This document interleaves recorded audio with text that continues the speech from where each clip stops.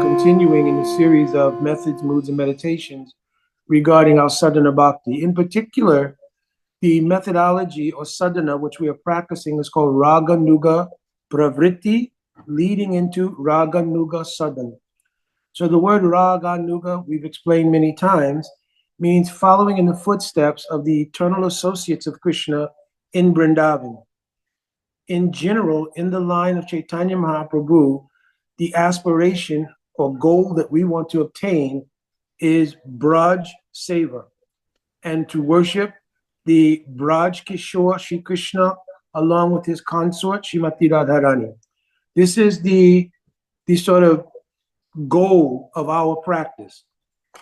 Every practice has a goal. So the practice is called sadhana. In this case, it is Rag Anuga Sadhana. So Rag means that mood of love towards Krishna that's held in the heart of the eternal associates of Krishna. Mother Yashoda, eternally in her very nature, in her very being, loves Krishna from a maternal perspective. Subal, Sridham, and others, they love Krishna from a fraternal perspective. The gopis headed by Radhika, they love Krishna in a conjugal way. This individual moods, which are the prominent moods of Vrindavan, reside eternally in the very nature of the personalities that I mentioned and those who follow in the wake of their moods. While we're practicing doing sadhana here, it is called Rag Anuga because the word Anuga means following.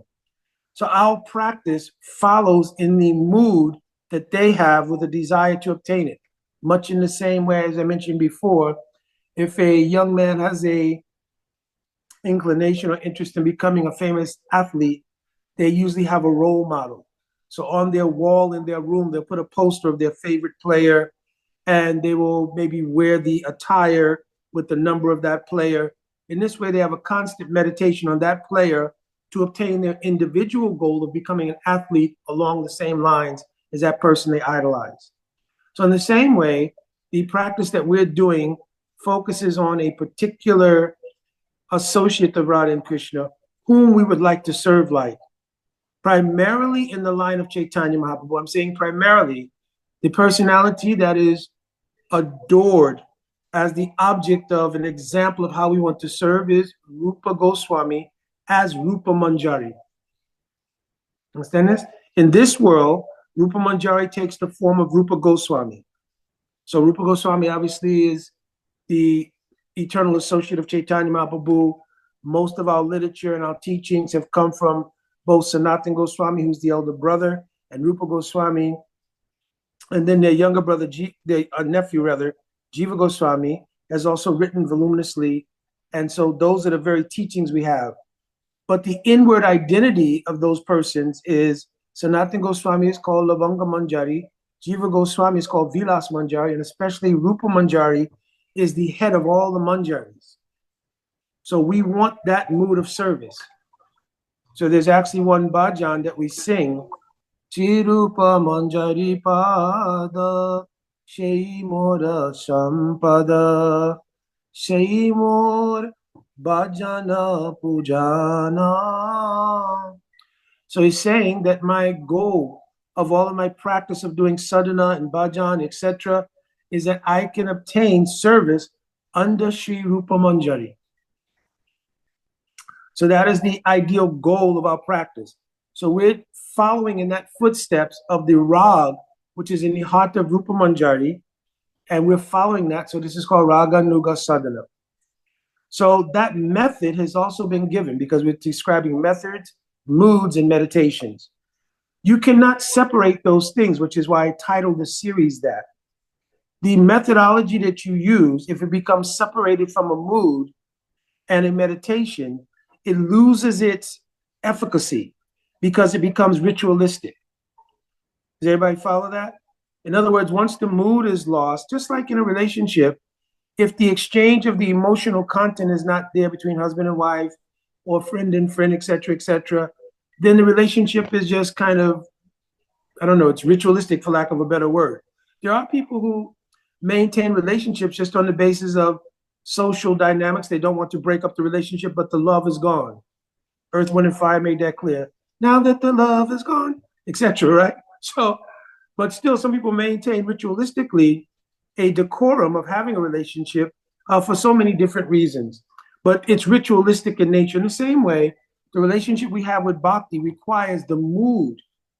It means a particular kind of emotional connection and requires meditation or fixation on that mood in relation to the practice, the methodology, right?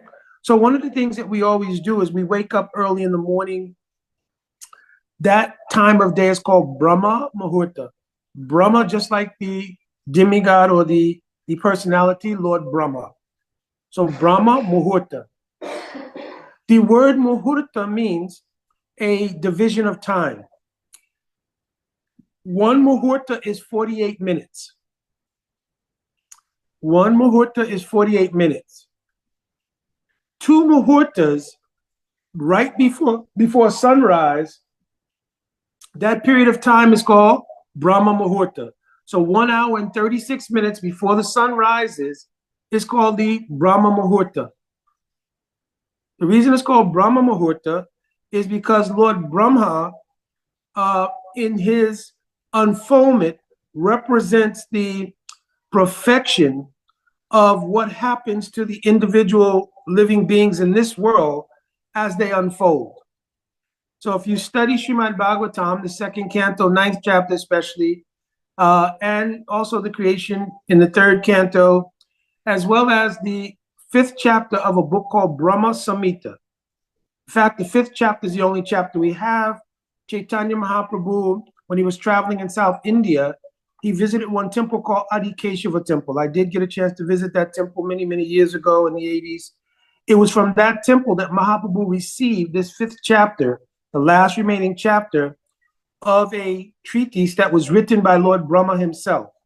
It's called Brahma Samhita. He brought that back and shared it with the devotees. And at that time, it meant that devotees literally had to take the tips of feathers and had to make their own ink and write all of these out by hand in Sanskrit language.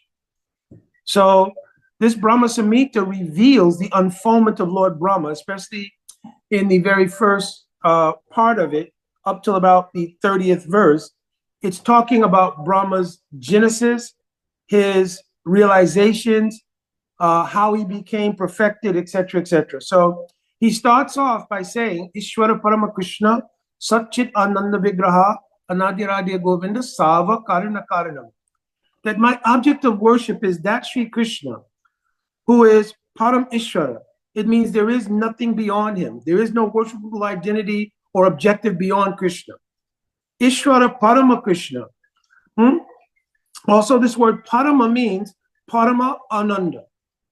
The highest kind of bliss is present within Krishna. The personification of that bliss that is present within Krishna is called Srimati Radharani. So in that one phrase, Ishvara Parama Krishna, it indicates both Radha and Krishna together, because the word Parama here means Parama Ananda. Jiva Goswami has made that clear in another verse. He says, Bhagavat Stavat Asadanana Aishwarya Tattva Aishwarya Madhuja Tattva Visesh Swarup Paramananda. So Swarup Paramananda means Krishna's inner core is composed of the highest bliss, which is personified as Srimati Radharani. So Ishvara Parama Krishna, I worship that Krishna with Radharani. Ishvara Parama Krishna, Satchit Ananda Vigraha. His very form is composed of eternality, bliss, and knowledge. I think I explained last week that Satchidananda in the Jivas, we are also composed of Satchidananda. But our composition, our nature lacks the internal energy called Samvit, Ladini, and Sandini.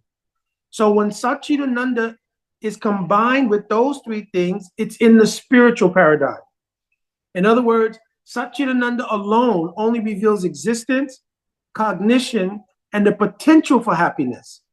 But when the spiritual energy infuses it, it becomes actually part of the internal energy, and that Satchidananda becomes one, just like a magnet. A magnet has the two sides. You know, there's the one side, where when you put the magnet on the proper side of another magnet, they come together.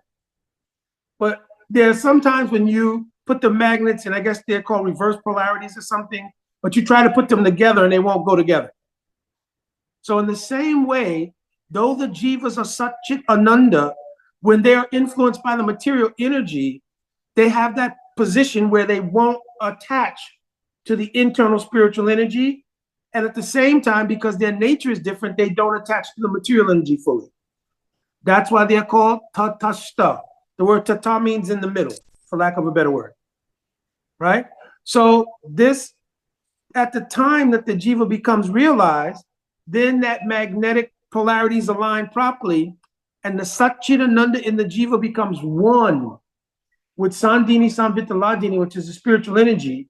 At that time, they fully realize their spiritual identity, nature, service to Krishna, and everything else. Krishna is being addressed here by Brahma as Satchitananda Vigraha, but it's indicated here that it means also Samvit Sandini Ladini. You understand? Because he's Krishna himself. Understand? So he has all spiritual potencies. So now he's saying Krishna's very form, Vigraha, is personified of that spiritual energy. Ishvara Parama Krishna Satchitananda Vigraha, Anadi Adir Govinda.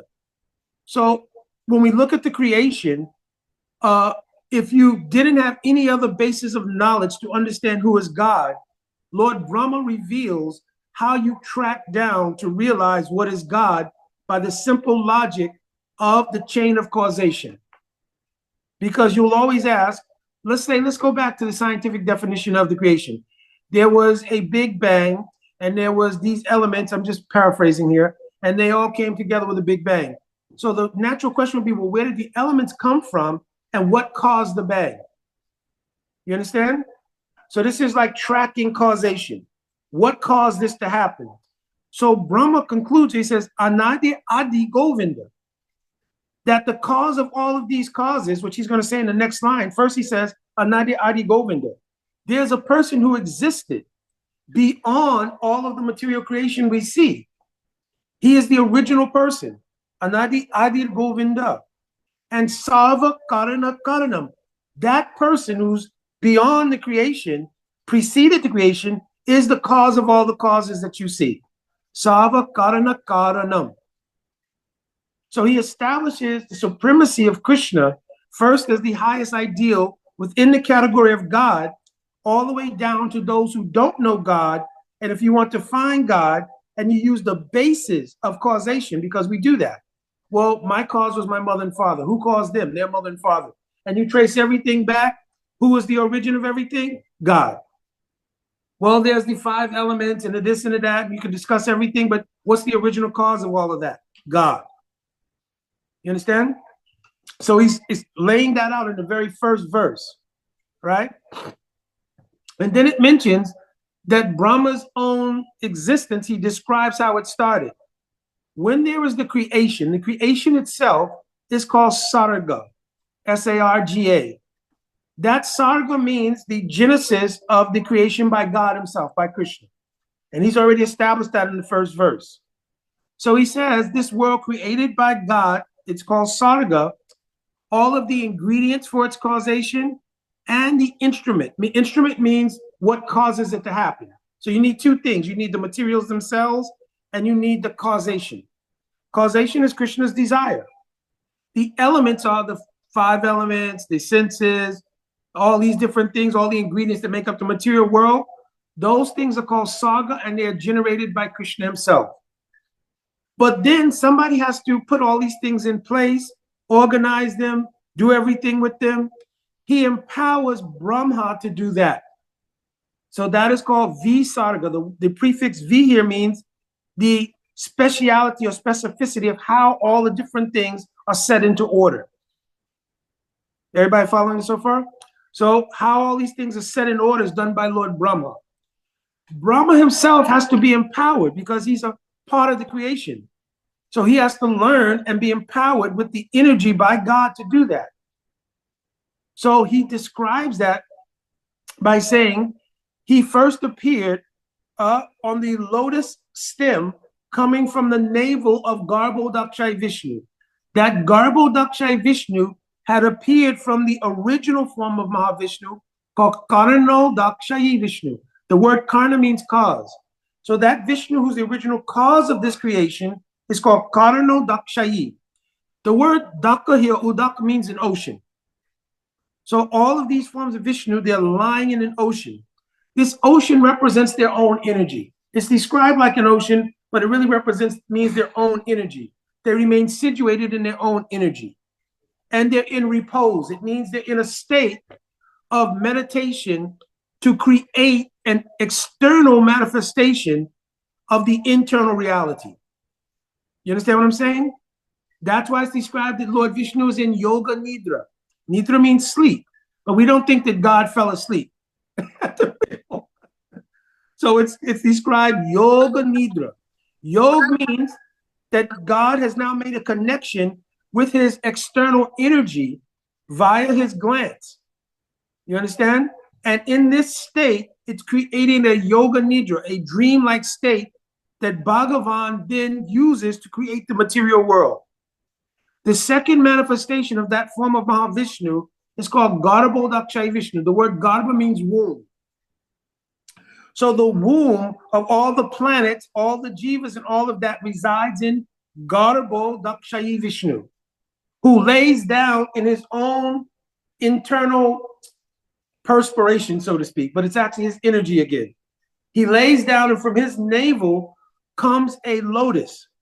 This lotus is the primary source of all of the universal creation, is within the stem of this lotus. At the top of that lotus is Lord Brahma. But Brahma saying when he appeared, Agyana Timirandasha. We say this prayer, Agyan. He didn't have knowledge of himself, his purpose, who was the origin of his genesis. He had no idea of any of these things. So he was Agyan Timirandasha. He was situated in the darkness of ignorance of his own existence. Brahma, though, has intrinsically the intelligence that will be used to create the material world. In other words, the divisions of the material world and set everything in order. He tried to use that intelligence to discover his genesis, and etc. So Brahma traveled to the bottom of the lotus, to the bottom of the stem of the lotus, to the top, but he could not understand anything. And then he heard from beyond his purview, he heard two syllables. These two syllables they're called varnas. A varna in Sanskrit is like a consonant. So there's swara. Swara means like, swara is, what should I say? What is it? Like, I'll tell you in Sanskrit what the swaras are. I, u. These are the sort of vowels. They're vowels. That's what they are. And the consonants are starting with different groupings. They're called vargas. So he heard from the 16th syllable, 16th consonant, and the 21st, right? Or the 20th. I'm sorry, the 16th and the 20th. The 16th of those consonants is ta. And the 20th one is pa.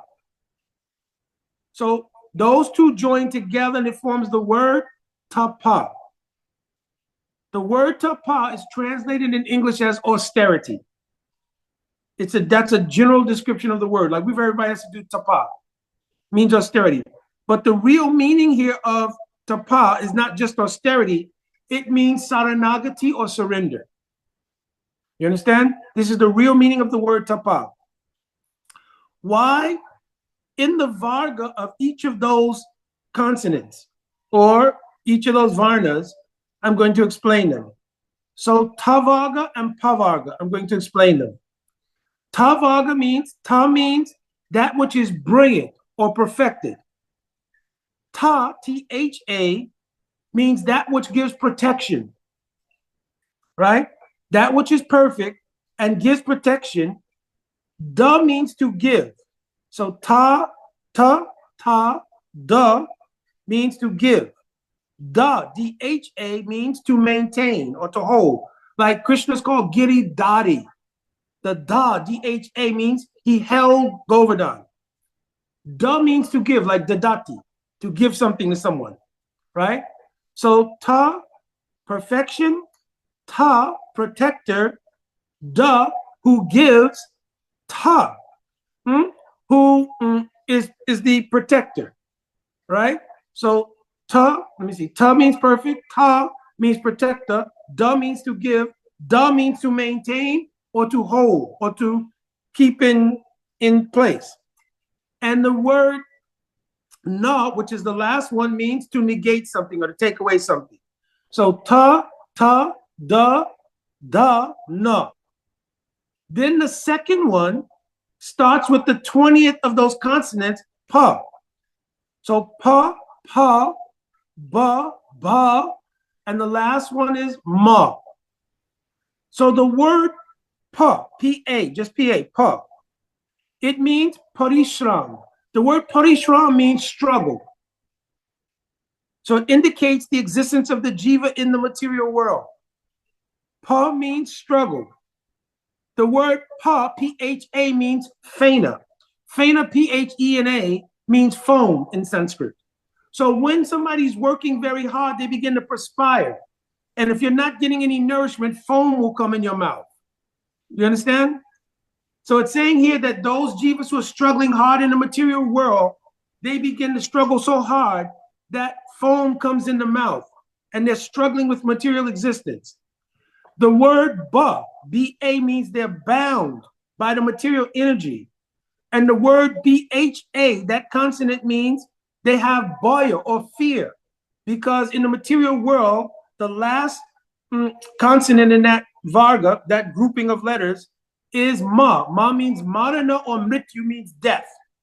So always realizing that death is at the end, the jivas are struggling hard in this material world and are suffering. Phena means the result of their suffering. They're always in fear, and they're bound by the material energy, which only results in ma, or death.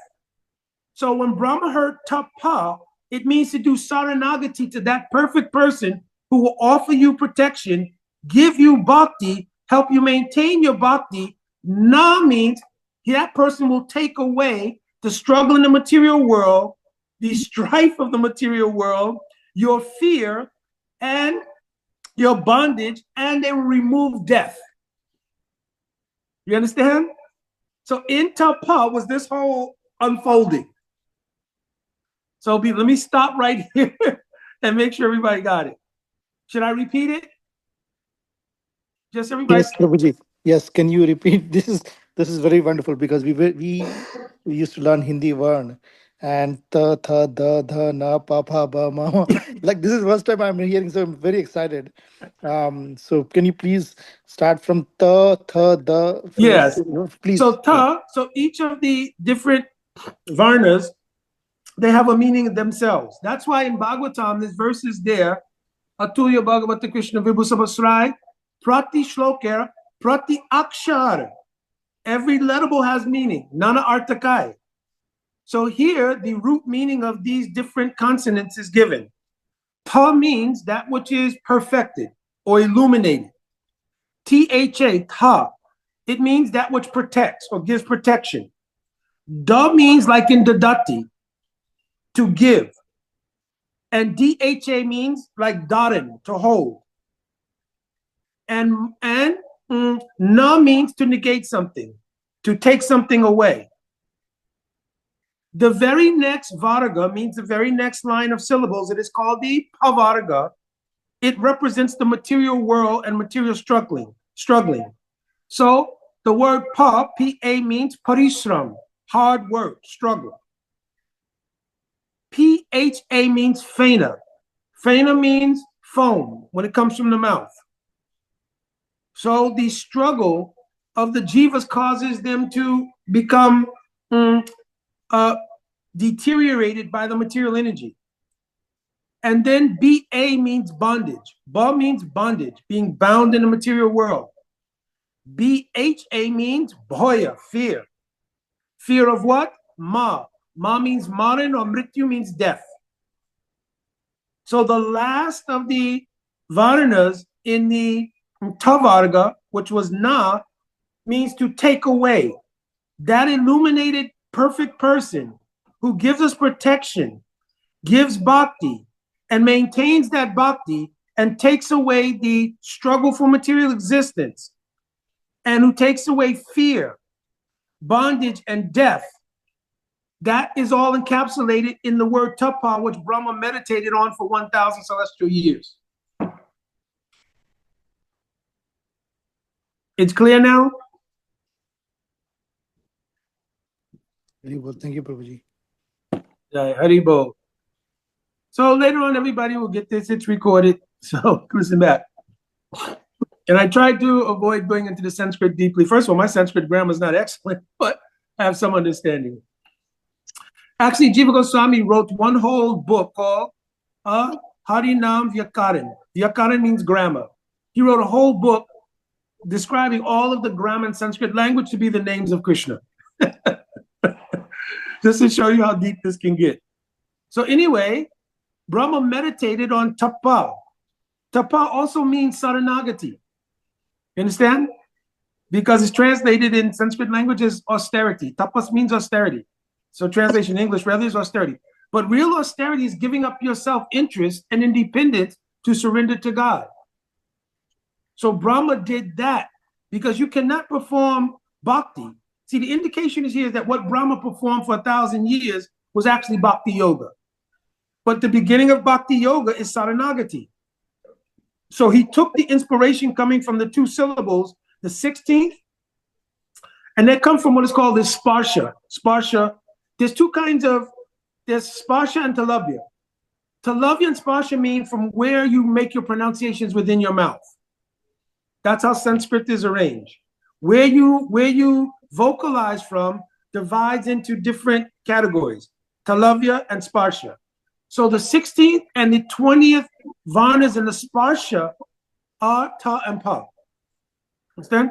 So Brahma then realized this to mean I should surrender, and in surrendering, he performed bhakti yoga for 1,000 celestial years. At the end of that 1,000 celestial years, then it mentions in Srimad Bhagavatam, Bhagavan gave him the blessing, sparsha kare. Sparsha means to touch, and kare means his hand. So it mentions here that Bhagavan himself placed his hand on Brahma. It means he gave Ashibad. Ashibad means a blessing. What was the blessing? You'll realize my original form. Our Srila Prabhupada translated that verse in Srimad Bhagavatam as Sparsha Kare, meaning he shook the hand of Lord Brahma. Srila Prabhupada is genius. You understand? Because if he just said that he touched him, we wouldn't really get the full import. But if you say he shook his hands, it indicates friendship. So Srila Prabhupada's purport also goes to the idea Brahma became a friend of Krishna. So here, you understand, Srila Prabhupada is genius. If he had just gone with the regular Sanskrit translation, Sparsha Kare, he was touched by the hand of Bhagavan, it could mean like a blessing of Narayana. But when he said Sparsha Kare, he shook his hand, it indicated the intimacy of friendship. Intimacy can only happen with Krishna, not with Narayana. You understand? Prabhupada is genius. You understand? It took me a long time when I was studying Sanskrit a little bit to figure out, well, why is this translated as shook his hand? Right? Because there's nothing in there that really indicates shaking. So Prabhupada translates one of the words as like shaking, right? But here, that word indicates the ecstasy Brahma experienced from being touched by the hand of Bhagavan. You understand? So, but anyway, so in realizing this, Brahma then heard from Divya Saraswati. Divya Saraswati is a manifestation of Radhika herself. You understand? He heard the Gopal mantra. Gopal mantra is also called the Astadakshara mantra. There's a mantra composed of 18 syllables. So because we're doing tattva here, right, normally I would never say, but I'm doing because we're doing tattva here. You actually have to receive the mantra from Guru, and you have to hear the rahasya, means the mystery of the mantra from Guru. I'm not telling the rahasya here, I'm just telling what he heard. So Krishnaya, Govindaya, and Gopijana Balabhaya is what Brahma heard from Divya Saraswati along with the bij, means the seed. That seed is what ignites or gives efficacy to that mantra. Those three things give indication. The word Krishna means your sambandha. It means what relation you have with Krishna. The word Govinda means the practice of bhakti itself and the meditation that accompanies that practice. Gopi Janavallabha indicates the goal of those who want to serve Krishna in Madhurya Rasa or to serve Srimati Radhika. Is everybody got it, or I should repeat it? Krishna means Sambandha Gyan. I am the Das of Krishna. Govinda, I have now accepted I'm the Das of Krishna. I surrendered. I'm practicing bhakti. I have a meditation. So the meditation that accompanies that name Govinda is Divya Vrindavan Anyakalpa Drumada Srimad Ratnagara Singhasanastho Shishi Radha Srila Govinda Devo Prastalibi Sevya Manosmarami. It's a meditation that Radha and Krishna are seated together in a particular yogi that's called means meeting place. And they're being served by Radhika and all of us Saktis, etc. I'm not telling you because we're starting to go into too much detail here. So this is the practice of bhakti and the ultimate meditation for those practicing to serve in conjugal mood. Gopi Janavallabha means that mood of Krishna as the beloved of the gopis. If your ultimate desire is for this kind of seva, that's the goal. He heard this mantra from Divya Saraswati, who's an expansion of Radharani herself. Because Saraswati is also one goddess. But when you add the prefix there, you add the preceding adjective Divya, it means transcendental Saraswati, not the regular goddess of learning in the material world. It means the Prakash or expansion of Radharani, who gives transcendental knowledge. When Brahma heard this, he began meditating on this Gopal mantra, Astadakshara. Astadakshara means 18-syllable mantra. When he was meditating on that mantra in depth, he then heard the transcendental flute of Krishna enter into his 8 ear holes, because Brahma has 4 heads in the universe. So he heard the sound of that flute enter into his ears. From the meditation on the last part of that Gopal mantra, which is Gopi Janavallabha, then he realized the nature of conjugal love through the flute sound of Krishna, which produced the Kam Gayatri mantra. Right? The Kam Gayatri mantra is especially meant for worshiping Krishna in the conjugal mood.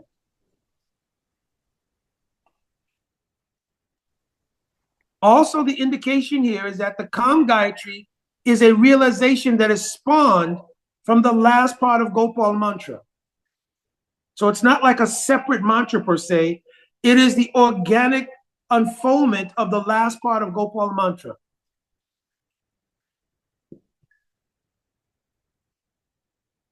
Okay, I'm going to stop here for a second and take some questions so that we don't, it's not like overload. Right? Stop here, we'll take some questions to make sure everything is lined up. Anybody have any questions on this so far?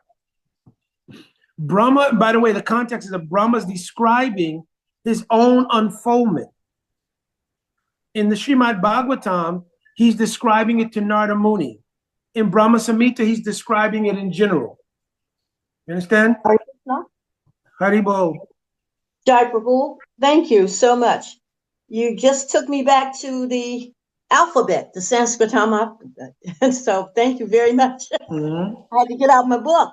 But like you were just explaining that, and I was just reading that in the second canto, the 5th chapter of when he's explaining that to Narada Muni, I'm saying. Yes. And what my question is, does that, well, he mentions in the, and what verse was that? When you were explaining and breaking it down from the different Vishnu Tapas, you had mentioned that that the Karana. Yeah, think of the word Karana. Karana means cause. So Karanodakshai. So this is intense. The fifth verse and the fifth canto, the 11th verse speaks about the Brahma Yoti effulgence. Mm-hmm. So is that, does that have to do with something when you just mentioned about that energy? Yeah, the Brahma Jyoti is the effulgence that originally emanates from the body of Krishna. That effulgence itself is composed of Sandhini Shakti. The spiritual substance is composed of that effulgence coming from the body of Krishna. When Krishna appears as Mahavishnu, it's still not different from Krishna. It's still Krishna's expansion. So that Jyoti emanates in every universe, because that same Jyoti then comes from Garbhodakshai Vishnu. So that's what becomes attracted to those who don't have a clear perspective on the personality of God, but who recognize the ultimate power of God via the effulgence coming from the body of God. It's called Brahma Jyoti. Here the word Brahma doesn't mean Lord Brahma. It means Brahman. Yeah, Brahman means spiritual substance. Jyoti means light. So Brahman Jyoti here doesn't mean Lord Brahma. It means the Brahman Jyoti, the spiritual effulgence. Okay, but I understand that. Mm-hmm. But in the verse, he's explaining how that influence, that light was used to help the creation. Yes, that light is the basis, because everything has to be situated on some reality. The reality is not the 24 elements of the material world. So where are they going to be situated? They have to be situated on reality. Reality is the Brahman. You understand? In other words, if there was no Brahman, the material energy itself is temporary. Where would it be sitting on? So it sits on the Brahma Jyoti, and then the Maya Shakti covers the Brahman. And so the jivas are like, let's say this is Brahman. I'm using my hands if you could see them. Here's Brahman. This is the spiritual reality. Maya Devi comes as a covering on that Brahman. Then the material energy sits on top of that. You understand? So the jivas can't perceive that Brahman, but everything is situated on the spiritual reality, which is the spiritual substance, Sandhini Shakti, coming from the effulgence of the body of God. If that thing was not there, there'd be no basis for the material world, because the material world is not independent. The reality is spiritual. So the material world has to be situated on the reality. And then it's covered by a covering, which is like an illusion that doesn't allow you to see it. Then when that covering is removed, you see the actual truth. And you can see the truth in three different ways. First is that Brahman, the spiritual substance. Next, as the source of it, which is Paramatma in your own heart. And thirdly, as the origin of all of those Vishnu deities, which is Krishna himself. Okay. So can I read this one paragraph? Because this is what you're sharing with me. It says that in the verse, it says that the same statement is in the Bhagavad Gita 14:27. Lord Krishna is the background of the Brahma Yoti, Brahmanohi Pratishtitam. Yes. It says in the Nikrukti or Vedic dictionary, the import of Pratishta is mentioned as that which establishes. So the Brahma Yoti is not independent, just like you just said, or self-sufficient. Right. Lord Sri Krishna is ultimately the creator of the Brahma Yoti. It's mentioned in this verse as Swaroshikasa. And you had just mentioned the word before, and you were speaking earlier, or the effulgence of the transcendental body of the Lord. And it says that this Brahma Yoti is all-pervading, and all creation is made possible by its power. Therefore, the Vedic hymns declare that everything that exists is being sustained by the Brahma Yoti. Sarvam Kav Idam Brahma. Yes. That's what I was just explaining. Got me saying, right? What you just got me saying. It says, so therefore, the potency of all creation is the Brahma Yoti, and the same Brahma Yoti, unlimited and unfathomed, is established by the Lord. Therefore, the Lord Sri Krishna is ultimately the supreme cause of all creation. Aham Pravasha Prabhavaha. Hari Bol, Hari Krishna. Yes. And the word Brahmana means that effulgence. Pratishta. So the word sta means situated. Okay. Pra means completely or absolutely, right? Pratishta. That thing is situated directly in relation to Krishna. That's the meaning of the word pratishta. Not like pride, like pratishta, but here, Brahmano hi pratishtaham. On Krishna saying, I am the very source. Everything is situated on me. That's the meaning of this Brahmano hi pratishtaham. That Brahman is situated on me. Manini? Yes, Haribol, I had two questions. One is a build off of this this conversation that you're just explaining now. Is it fair to say that Brahma Jyoti, this is how we might understand, like in the Bible, it says there was a firmament in the midst of the darkness. That firmament is that platform of reality, the Brahma Jyoti, upon which all the creation rests. Yes. Okay. Okay, that was that part. And then I just wanted to clarify, you were talking about Lord Brahma's unfolding, and you said that he had Gopal mantra, and then he was hearing the sound of the flute and had realization of Kam Gayatri. Right. Okay.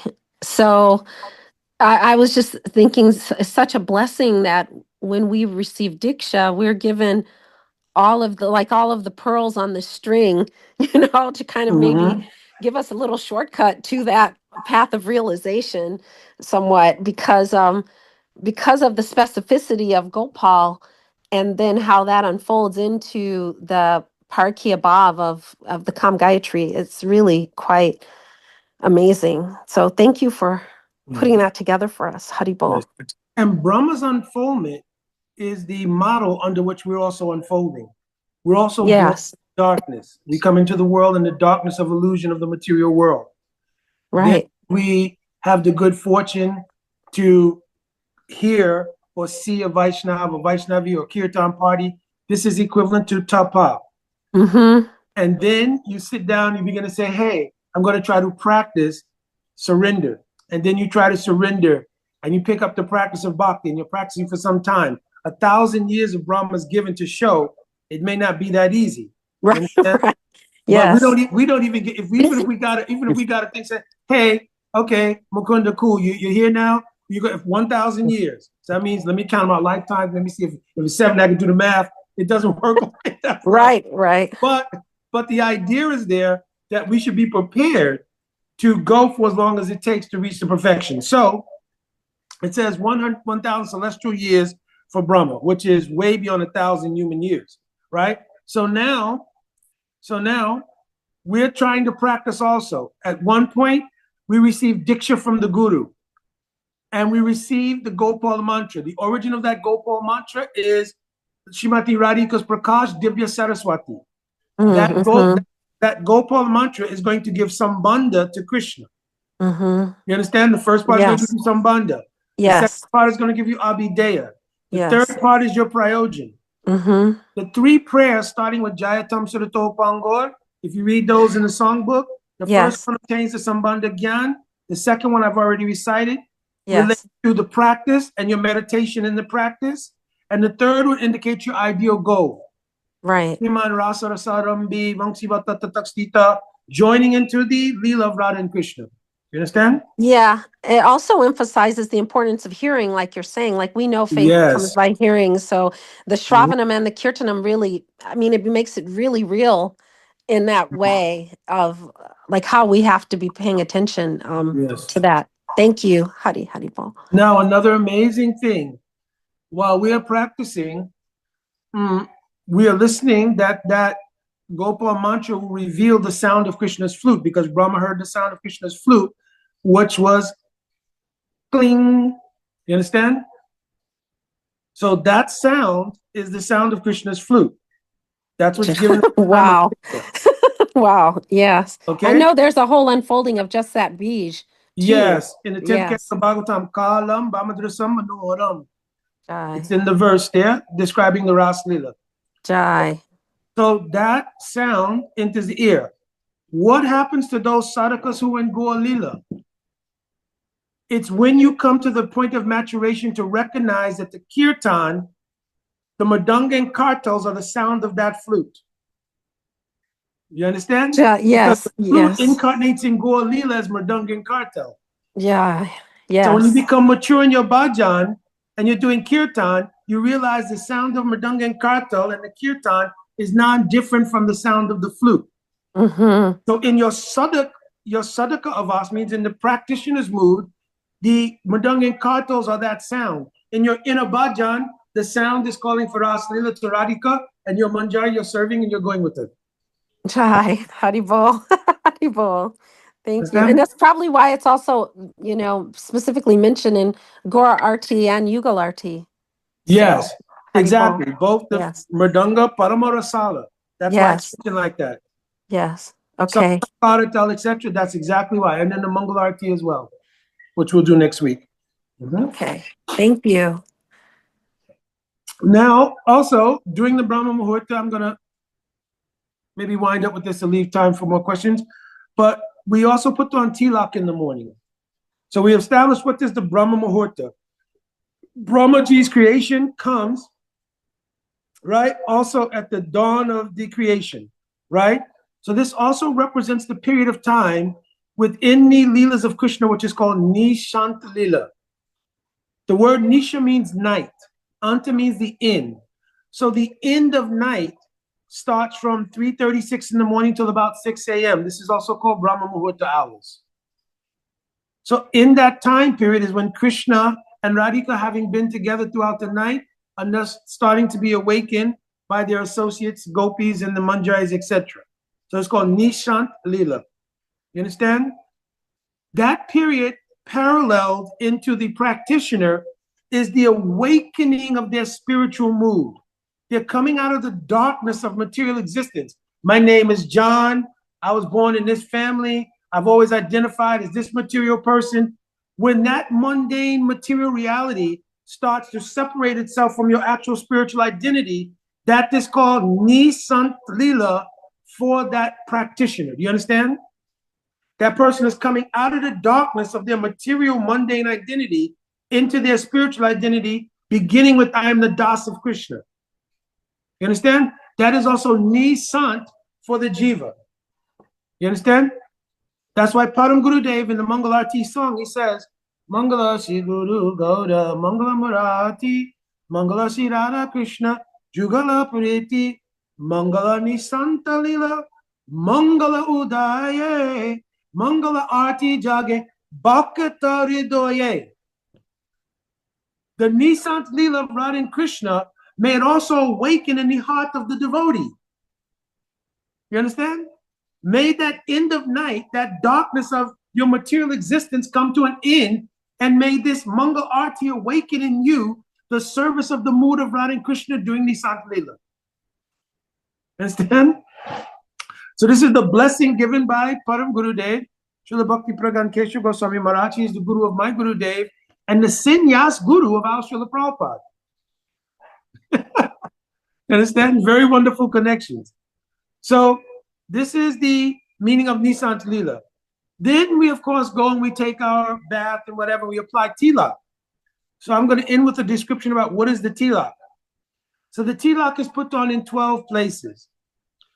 The generic meaning is that the body has 12 different vulnerable places.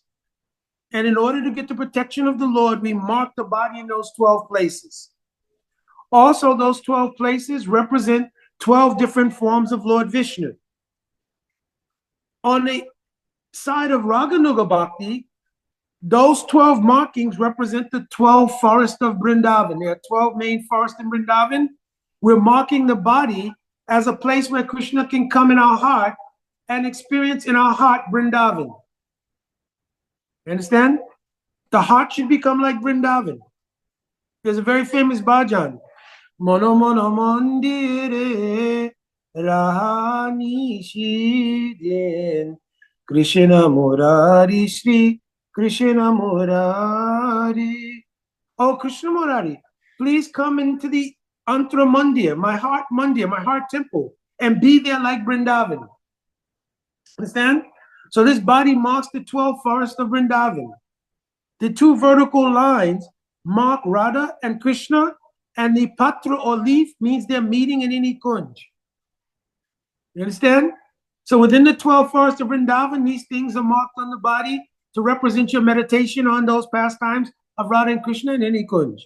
This is the deepest meaning of these things, I'm telling you. Understand? So please do not run to the local temple and try to explain everything. Right? So just let's keep it here for now. All right. And then secondly, the different names of the tilak markings. Om, the word Om I've explained before. A, U, and M. In Sanskrit language, if you look at the Om, the way it's written, it is 3 letters of the Sanskrit alphabet. A, U, and Im, or Ma. Then the Chandra Bindi, that Im sound becomes You understand? What it actually represents is written in Chaitanya Charitamrita. The Akara means the letter A represents Krishna. Ukara represents Shrimati Radharani. The Im, or that sound, represents the Jivas, us. And the dot above it, if you look at the Om, represents love or praying. So look at any Om sign, you'll see the way it's written. A, U, Im, or And then that little dot above it is praying. Okay? So first, that's recited. Why? Because the Omkara is a symbol of all of our aspirations in one thing. You understand? Now, that one symbol is Radha, Krishna, us, and our desire for praying is all in the Om. Understand? Now, then we say the Bij, Om, and then Keshavaya Namaha. So Keshavaya has different meanings. The word Keshava means Ka Ishava.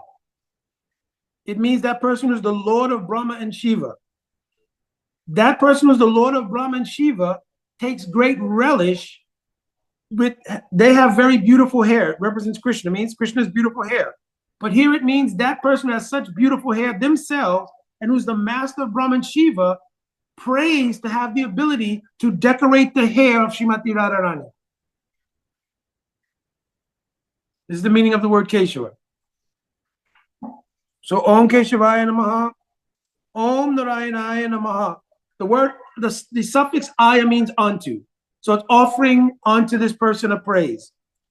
Om Narayanaya Namaha. Narayan means, Ayana means the refuge or repository of something.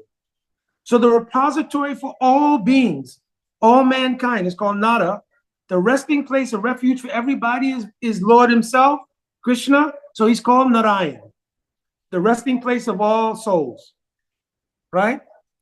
But also Narayan means whose resting place itself is the heart of Radhika. So Narayan means where everyone takes refuge.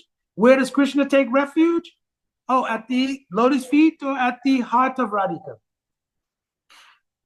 Om Madhavaya Namaha. The word Madhava means the husband of the goddess of fortune. So it indicates Lord Vishnu. But here, it indicates that when Radhika has a particular mood, Radhika has different moods. I'm not going through all 8 moods. One mood is called Swadina Bhatrika. The word Bhatrika means like a wife or beloved. Swadin means to bring someone under your control. Swadin, to bring someone under my control.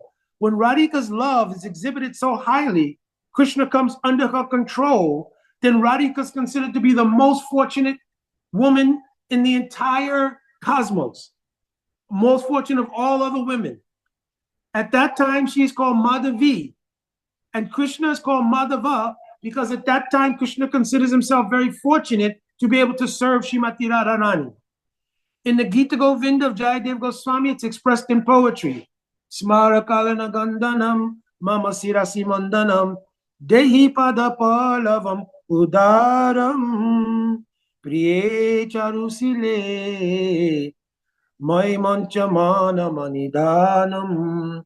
Krishna's, Jayadev Goswami is revealing Krishna's heart. Oh, Radhika, please, you're having one sulky mood. It's called man. But I'm begging you, please give me your mercy. If I've made any mistake, I'm begging you to please allow me to serve you. You understand? This is what's in this poetry. So the word Madhava means Krishna when he's in the mood called Anukul Dira Lalit Nayak, means a hero who was submissive to his beloved, right?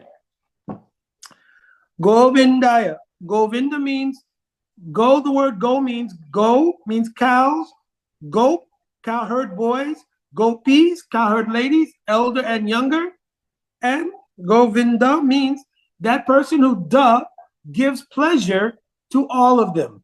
So it's another name for Krishna, right?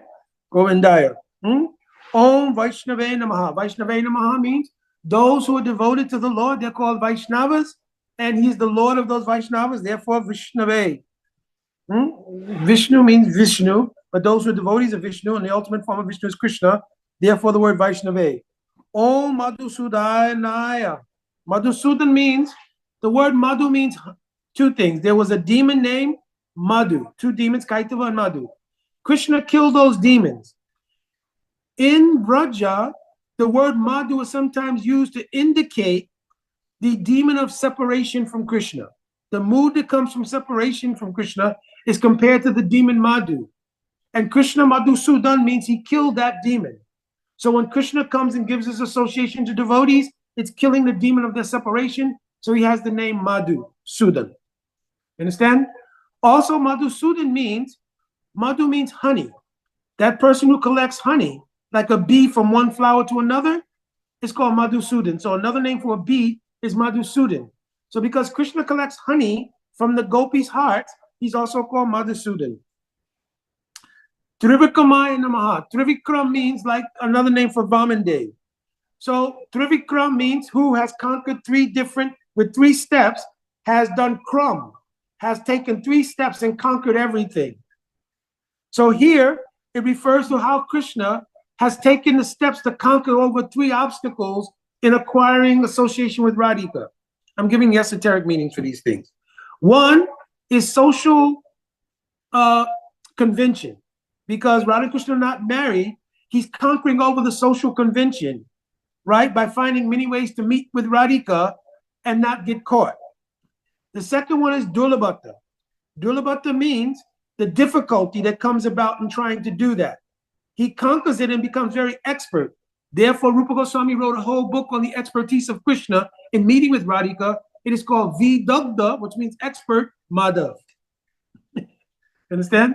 And the third one is Pracharamukata. Pracharamukata means that the love must be kept hidden. So Krishna expertly conquers over these 3 things in order to make the relationship between Radha and Krishna fruitful. Okay? Om Vamanaya. Just as Lord Vaman appeared in the form of a dwarf, but actually he was the Supreme Lord.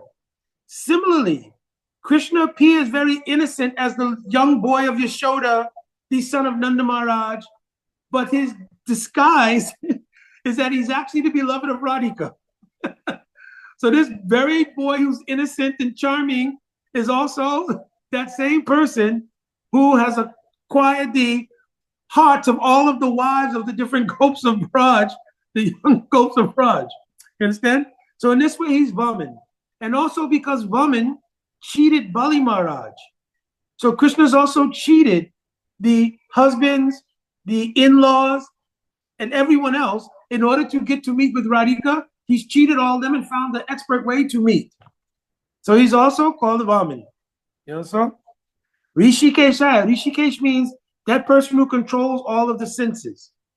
So because the gopis, they give Nija Anga Diya Sevan, they offer their entire bodies to Krishna. Krishna becomes the master of associating with them by taking all of their senses and enjoying them, and Krishna giving his senses to them.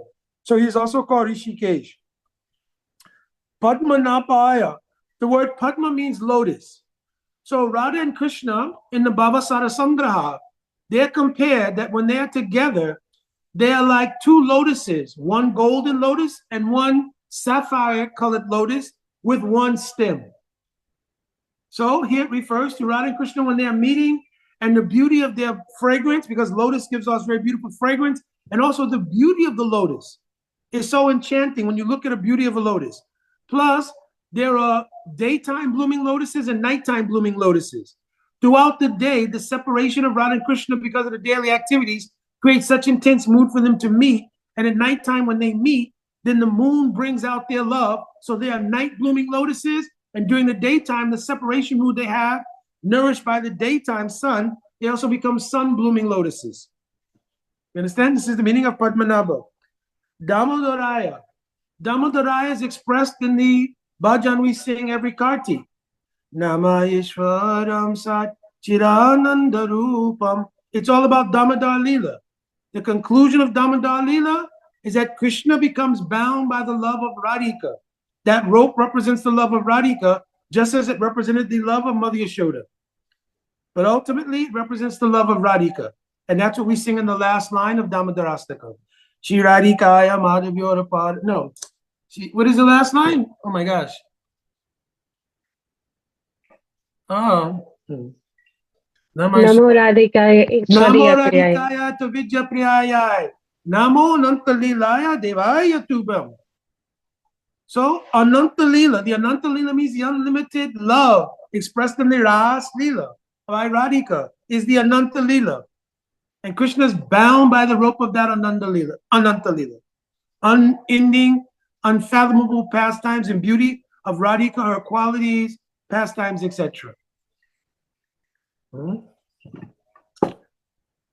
So these are all the markings of the Tilak, and these are the meditations that go along with those markings in Raganuga Sadhana. Srila Gurudev actually once explained all of this to one Didi, and she wrote it down in a little booklet. Gurudev didn't want that booklet distributed, but anyways, it got out somehow or another, this way or that way. But Gurudev has also done this kata before, like that. So we will end here and take a few questions before time to end. I know it's a lot to digest, but this is very important things, because if we don't have, again, mood and therefore able to do meditations, then we won't have attachment for chanting. We won't have attachment for hearing Harikatha. You understand? It'll become very difficult. My only request is that as you're digesting these things, then you also be able to reach out and help others. You don't have to explain the most esoteric things, but we've covered a lot of things here. So it's not that the most esoteric thing should be spoken first, but you, in cultivating friendship with different devotees who've been on the path, to gradually get devotees to understand these things. This is like the mission that my Guru Maharaj has given to me. And he told to Bhumipati also, he's telling, Bhumipati is giving class at our temple today. That's why he's not on. But he told that whatever you know, you should share with others. You understand? It's not our property. Nobody should think, oh, I've learned all these things. This is my power, my thing. This is all coming in our Guru Parampara. We're simply agencies of serving the Guru Parampara by trying to understand it and practice ourselves, and then to share with others. Hi, Bo, Virginia, London, Ganga. My question is about the light, the effulgence that the Brahma Jyoti. Brahma Jyoti. Brahma Jyoti is that effulgence coming from the same personality that lights up the spiritual skies? Yes, it's Krishna. It's okay. Actually the effulgence of Krishna's body. The substance is Sandhini Shakti. So it is the substance of the spiritual world. When you get a spiritual body, it's mentioned there in the Priti Sandarbha of Jiva Goswami. Vaikuntasya Bhagavato Jyoti Ankshabhuta. Vaikuntha Shobha. Anantamurtis. So there are unlimited forms which are created from this Jyoti. So that Jyoti means Sandhini Shakti. This is the meaning of the verse in Priti Sandarbha. Vaikuntasya Bhagavato Jyoti Ankshabhuta. Vaikuntha Shobha Anantamurtis. Anantamurti means unlimited forms are given to a person as they become perfected. So those forms are created from the effulgence coming from Krishna's body. That's composed of Sandhini Shakti. Understand? Yes. One more question. Just one thing right quick. Okay. So to prove that point, the body that you have of earth, water, fire, air, and ether, and the subtle covering you have of mind, intelligence, and false ego, which have been clouded by the influence of the Maya Shakti, Durga Devi, don't allow you to see that even this body of earth, water, fire, and ether, as I mentioned earlier, is situated on that Brahman. It's situated on the real substance. That's why when those things are removed, through the process of bhakti, you realize your spiritual form. It's composed of that jyoti, that Sandhini Shakti. Mm. That's good. Okay, thank you. But the next question I was going to ask you had something to do with what you just said, but it was as Brahma, Lord Brahma sits on the lotus petal, and he does creation. I was just told this once, and he created the four elements first, and when he created the four elements, the first one was sound. He vibrated sound because it was in the ether, and the ether was still, and there was no movement, and there was nothing in the ether. So he created sound by vibrating Om. Yeah, in the third canto, I'm not remembering offhand, but he engineers. He doesn't create. Those are created by Vishnu. He engineers them. So what Brahma does is he puts in order from Pradhan. Pradhan means the aggregate of all the material ingredients. He separates them and puts them in their places, like the 5 objects of the senses: sound, sight, taste, touch, hearing. Right? Well, the 5 objects of the senses, then the 5 knowledge acquiring senses, then the 5 senses of action, then the Panchamahabhut means earth, water, fire, and ether. He takes all of those 20 things and arranges them. And then the jiva souls, they're encased by a subtle body that contains their karma.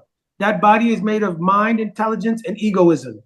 Then Brahma puts each jiva in contact with an arrangement of the 20 elements, the 5 gross elements, the 5 objects of the senses, the 5 sense knowledge acquiring senses, and the 5 sense organs. He takes those 20 things and puts them exactly around the subtle karmic body that fits that person exactly. That's why everybody is different. Wow. Down to your fingerprint. Wow. You understand? Mm-hmm. That's Brahma's job. Thank you for that. Mm-hmm. Okay. That's heavy. It is. Haribol, Dandavats Mukunda. Dandavats. Can you please tell me where can I find the prayers that you say to turn like spring water into the all of the sacred rivers, the mantra that you say to put the sacred rivers, the energy of the sacred rivers into like spring water? I'll send it to you. It's Ganga Jamuna Chaive Godavari Saraswati Navindu Sindhu Kavare Chale Shanidim Guru. I'll send it. Okay. I don't know. I can't. Let me see. I don't know if I could do it now. I can't put it in the chat. But I'll send it to you, and you can put it in the intensive. Okay. And Manini, if you have it, Thank you. Put it intensive. You can put it in intensive, because if you cannot put on tilak externally because you have to work or something, you should chant that mantra, touch water, and put the tilak on by water. So let's say you have, like when I was working, obviously, I could not have on tilak, right? I really wanted to test the waters one day and just walk in there with tilak. You know, they already thought I had some issues anyway because I'd be in there chanting. When I was in uniform, when I first got on, I said, I got to chant my round. So I would chant most of my rounds in the morning, but whatever rounds I left, I would chant them on one of those clickers. You know? So I'd be sitting in the roll call, and they'd be talking about this and that, and they hear the sound. And they would say, listen, Eric, what are you mumbling? What's that sound? And I said, I'm just doing some prayers or something, right? And then when I went to special operations, and that was like after 3 years. So the majority of my career in law enforcement, I was in special operations. I didn't wear a uniform or anything. I used to have on jeans and all kind of stuff, right? And I had my seeker growing back and everything. So I just full-fledged took my bead bag. And I just put it in my pocket. And then when we were out, I'd just be, you know, wherever I was in the squad car, whatever it was. And I was just out right chanting my own. But my partners and the people who worked with me knew I was a devotee. They'd actually went to the temple with me to take prasad and everything. I was a devotee. And in fact, when I used to come in and we had to go out for investigations or whatever, so I usually worked in a team of 4 people. Normally, we only supposed to be 2, but we'd hook up together. And so they would say, you know, well, did you finish your prayers? And I say, no, I got like 3 or 4 rounds left. So, okay, let's go for a ride to the park. You can finish your prayers. So they would sit around reading. I would finish my round. And then they would say, well, we know you got to go to Whole Foods to eat because you can't eat in restaurants. So they were doing a lot of service actually at that time. And we're all still friends to this day. I mean, sometimes they'll call me and ask me stuff like, well, what's the Krishna thing on this problem here? And they'll start asking me something, you know? So yeah, it was really, really pretty amazing, you know? I'm telling one funny story, then I'll answer the questions here. When I was working in special operations, one time I was standing down in DC near one of the subway stations, and they had been hearing about bomb threats that were going on. So I was standing there chanting my rounds, right? And I was leaning on the subway. I was upstairs, but was leaning on the wall. And then, you know, did something and my cell phone fell. So I bent over to pick up the cell phone and it showed my gun. So all of a sudden, we started hearing all this traffic on the radio. There's a person with a gun, blah, blah. So we think, oh, where is this at? And when we heard the location, right, then I realized it's me, right? So I had to get on the cell phone and call them in and say, hey, listen, it's me. I was just here, you know, probably somebody saw it, blah, blah, blah. Because they had started squad cars, everything coming. Because a person said that there's a person there who's acting strange. They're mumbling and they have the bag and they have something in their hand. And I saw that they had a gun. That's the call they called into dispatch. Anyway, all right, back to reality here. All right. Lalita, then Asha Didi.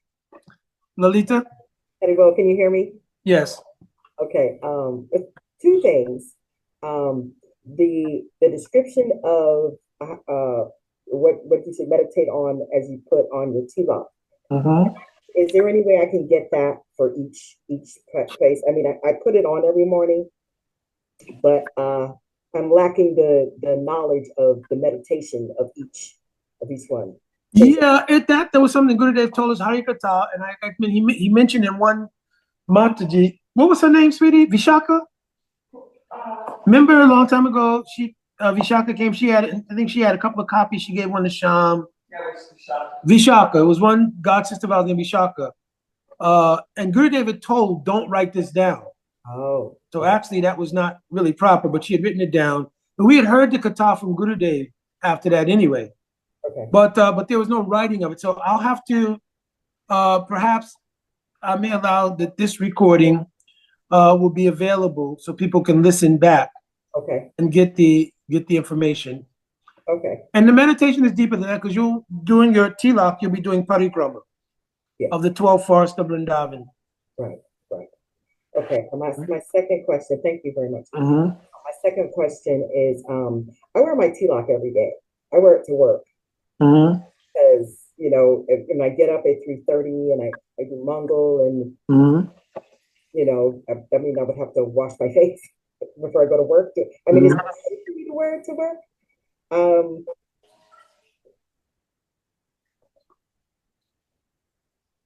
Hi, Bo. Yeah, yeah, you dropped out for a second. Oh, okay. Is it okay for me to wear my tilak? If they will accept it, yeah, you know, just they weren't going to accept it. I haven't had any, you know, people are very yeah, if it's allowed, it actually will create curiosity, create preaching opportunities, and it's very auspicious for people to see. It's called Urdhva Pundra. It's very auspicious for people to see it. So their bhakti begins just by seeing the tilak. Yes. There's so many glorifications in the Puranas about tilak. I get many compliments when if I'm out shopping. Nobody has said anything bad about it. Everybody loves it. They just they ask me question, what is it? And I I say it's a symbol of my devotion to God. Yeah, and actually when I was, I had two careers. The other career was in music, obviously. And when I was traveling around the world, playing with Fertile Ground, Navasha, who's the singer, she used to wear tilak. So on the stage, she's wearing tilak and everything. If you look at any pictures of Fertile Ground, she's got tilak on. Okay. So yeah, and actually, right in the middle of the show, one of the songs we had, which was called Peace and Love, we just to chant the Hare Krishna mantra. Awesome.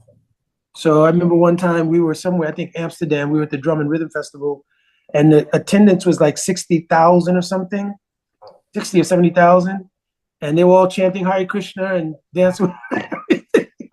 So it was pretty powerful to do things like that, to give Sukriti to so many people. Yes. Very well. Thank you. Asha Didi? Hare Krishna, Prabhuji, Dandot Pranam. Dandavad. So, very nice lecture. You explained this. So, the three things we say that Krishna comes in for the Nirakar people, like Brahmajyoti Paramatma, Bhagwan. And there, when we see the first Vaibhav Prakash of Krishna is Baldev Prabhu. Baladev. So, you are like this Brahma Jyoti, which is being revealed as a what is called Sandhani Sakti. And the East Dev of Sandhani Sakti is also Baldev Prabhu. Yes. And it is also being said that for Krishna or for whole cosmos, Baldev Prabhu is the existence potency, which like he without him nothing can be done. Yes. Even the Khalang of the like all the dham, even the bansuri, even everything it comes from Baldev Prabhu for the service of Krishna. Yes. So, is it any way related this Brahma Jyoti or the Sandhini Sakti with Baldev Prabhu or not? Yes, what you were saying was completely perfect. That Baladev Tattva, because the source of the Vishnu incarnations is Shankarshan. That Shankarshan is manifest from Baladev Tattva. Prabhu. Okay. So that was one I just wanted to clarify. And Yes. other thing I heard from once before when you were saying, then I was trying to recapitulate about pa fa ba bha ma. Like we have so the material existence, like or the people in this material world or the conditioned soul is living on this papa baba ma theory. Yes. As you told me, pa means parishram, pa means pena means when you work very hard, then you get tired. Literally, it is not form, but yes, you are panting, you are doing this. Yes. And then ba means people thinks after working for years and years, oh, everything was useless, bekar. Why I did it? Then he said, oh my God, I'm getting old. And then he has a fear. I didn't do whatever I was supposed to do it. Now the fear is there. Very soon I'm going to die and I did not do anything. So this is on this theory, the material conditioned soul is working, but we want to work on ta, tha, da, dha, na. Yes. Explain. So is it like that's the way? I think once Siddhanti Maharaj in some lecture he told, as far as I remember. So Tatha Dadha Na theory is for coming to the spiritual platform. Yes. It's in the verse. I haven't heard Maharaj's kata. I'll try to find it. But in the verse, Satam Prasanga Mama Virya Samvido, Bhavanti Rit Karana Rasanaya Kata, Ta Josat Asu Apavagatmani, Shraddha Rati Bhakti Anukramishiti. It's in this shlok. So the way Apavaga is removed is Satam Prasanga, by the Prasanga of a sadhu, hearing their Harikata. Mama Virya, Swarup Shakti will become in their Harikata. Bhavanti Rit, it will illuminate the heart. The heart is the center of all consciousness. Then Rasharanya Kata, it will become the Rasa Samagri, and it will give taste in spiritual reality versus material reality. So the material reality of Pavaga will be removed by the superiority of the taste in transcendence, in Tavaga. And then other thing I will request, if it is possible, that the 12 places putting the tilak and the meaning you explained, I was able to grasp only till 4. And after that, like it was very nice, but to remember everything, is it possible you can put it in Bhakti Intensive? Yeah, what we're going to do is this lecture, we're going to put it in the Bhakti Intensive actually. Parvati Didi always records and they send it to me. And maybe Harinamananda, he can put this one on YouTube, whatever. We can work it out. I always got to discuss with Parvati before. We'll make this one available because so many things for devotees. Thank you. Yeah. Hare Krishna. All right, Yashoda, then Chaitanya Mangal. Yashoda, you can unmute. Very good, Asha Didi. Very good, the way you explained. Yashoda? Harbol? Haribo. Okay. Yeah, so I have a couple questions too. When you were talking about the stress of material world, how did you pronounce it? The word? Parishram. Parishram. Yeah, the word Parishram. shrama means like an endeavor. Parishram means very hard endeavor. Okay. Hard work. Okay. Yes, and then I'll give you one example. There's a verse in Bhagavatam that says, if you're working, but you're not working towards spiritual life, shrama eva hi kevalam. That shram, right, is useless. Awesome.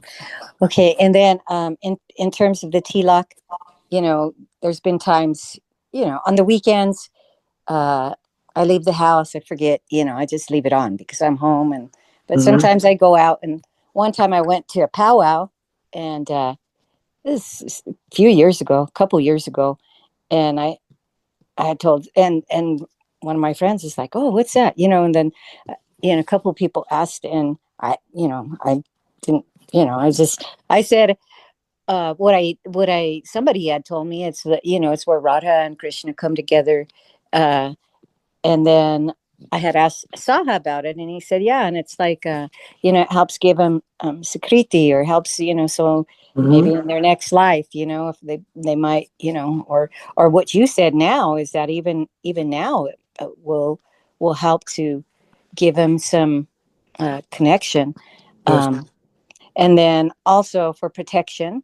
Yes. And then does it help with karma? Because the other thing Saha had told me is that their ancestors were probably really happy that you wore that there, because it helps to remove some karma from them too. Yeah, anytime any elements of bhakti are present, bhakti has the potency of creating all auspiciousness. One of the first things about bhakti is described to be all auspicious, right? So what is this? Shubha. Shubha means auspicious. So when the first two leaves of bhakti, it's described that it is auspicious, right? So anytime you do anything related to bhakti, there's some auspiciousness, whether it's chanting, putting on tilak, even seeing a devotee, right, with their japamal, everything, and the kirtan part, anything is very auspicious.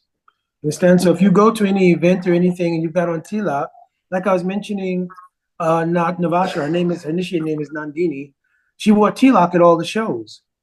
So, people, they're all seeing that. And then many people would come backstage to talk to her, obviously, to get autographs or whatever the case is. And, they would see the tilak, and she would always start her conversations with people who came back for autographs. So what are you into spiritually? She would start every conversation like that. So if we finish the show at 1:00 in the morning, we are leaving at 3 because she starts these conversations. Everybody's sitting around the dressing room, the people in the venue, and saying, okay, it's time to go. She's sitting around, we got all these spiritual discussions going on. A lot of it's generated just by the way she looked and, the way she would talk. She would ask the question, what are you into spiritually? People say this and that. Oh, sit down. You have a whole, dressing room full of people. But it was great for preaching. So anything we can do to help bhakti and spread it is very good. Yeah, and then sometimes I do wear it to work too. And my the owner of the clinic, he's from India, and he's like, yeah, no, it's okay. I said, yeah, I just sometimes, I work with a lot of different cultures from different countries, and I don't know how, they'll perceive it. I work with Arabs and Africans and people from Myanmar, everywhere, really. Everybody be benefited. Yes. First two things of bhakti are kleshagni shubhada.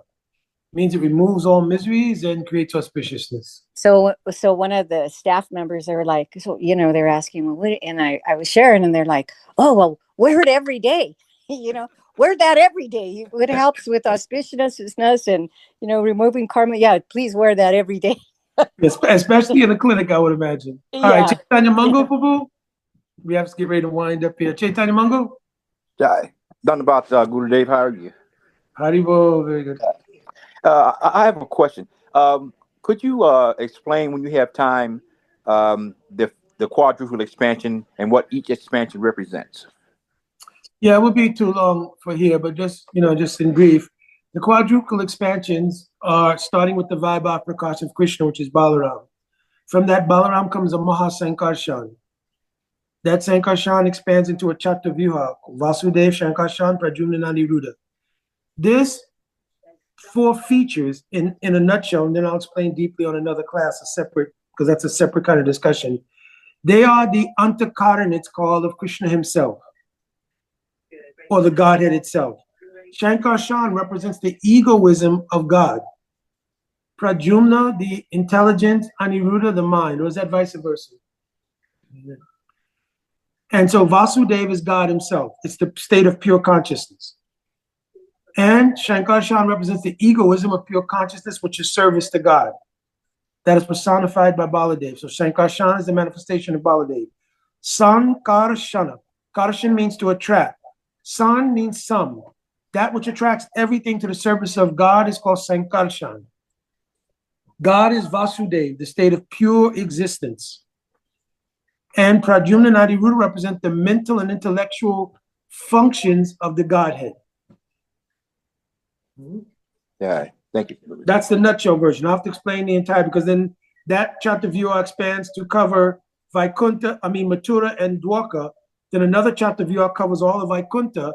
From the second Chattavyuha, Sankarshan, comes the Vishnus, Karnak, Mahavishnu, Garbhodakshaya Vishnu, Kshirodakshaya Vishnu, to create the Shrishti Lila material world.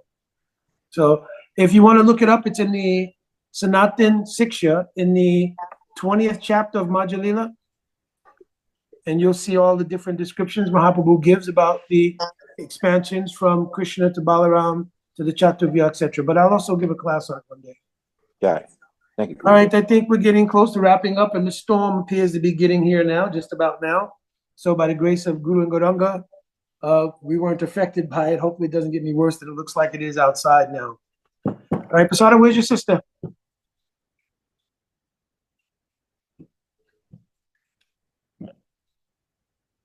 All right, so you're gonna have to repeat the whole class to her. Yeah, I was expecting her to be here. I don't know. I'm just as confused as you are. Okay. Okay. You tell her the whole class. You sit down and tell the whole class. Well, this is being recorded, right? Yeah, but when you tell her, it's gonna be even better because you heard. Yeah, I'll translate the best that I can. Okay. Very cool. Hare Krishna. And Pranava, I saw your baby. Wow, Haribo. Really sweet. All right. If there's no last questions. Really quickly, Prabhu, really quickly. What? Yes. Haribo, Dandavat Haribo. When will this be available? Because I'm certainly going to have to watch it again. I was trying to make breakfast for the kids and I was distracted. So I want to see this again. When will I be able to see this again? Parvati usually winds them up and sends them to me pretty quickly. And Harinamananda, if he's got it, he may put up on YouTube. That's an easier way for me to share it. Because when I get it in the AI thing, it's a little more difficult. But if I get the summary, get the YouTube or whatever from Harinamananda, he posted, then I'll share it to you, and I'll just make it available on the Bhakti Intensive in general. Thank you, Prabhu. Haribo. All righty, I think we got to get ready to go. Anuradha, if you're on, just a little kirtan very quickly, very short, then we'll end for the day. Okay. Jaya Shri Krishna Chaitanya Prabhu Nityananda Shri Advaita Gadadhara Shivasadi Gaura Bhakta Vrinda Hare Krishna Krishna Krishna Hare Hare Hare Rama Rama Rama Hare Hare Hare Krishna Krishna Krishna Hare Hare Hare Rama Rama Rama Hare Hare Hare Krishna Krishna Krishna Hare Hare Hare Rama Rama Rama Hare Hare Jaya Guru Deva, Jaya Guru Deva, Guru Deva, Shila Guru Deva. Jaya Prabhupada, Shila Prabhupada, Prabhupada, Shila Prabhupada. Nitai Gaur Hari Bo, Hari Bo, Hari Bo, Gaura Hari Bo. Nitai Gaur Hari Bo, Hari Bo, Hari Bo, Gaura Hari Bo. Jai Haribo, Dhanavad, devotees. So I did put the prayer for the sacred rivers in the Bhakti Intensive for those who can access it. And then we'll try to make it available for those who haven't. I may send you a text or something. Hi, my Dhanavad Pranam. Vanchakalpataruvisha, Kipasandaveva, Patitanam Pavanavyo, Vaishnavavyo Namo Namaha. Jai Radhe Radhe. Jai. Hare Hare, Dhanavad. Hare Haribo. Haribo. Jai Haribo. Hare Krishna. Hare Krishna Prana. Haribo.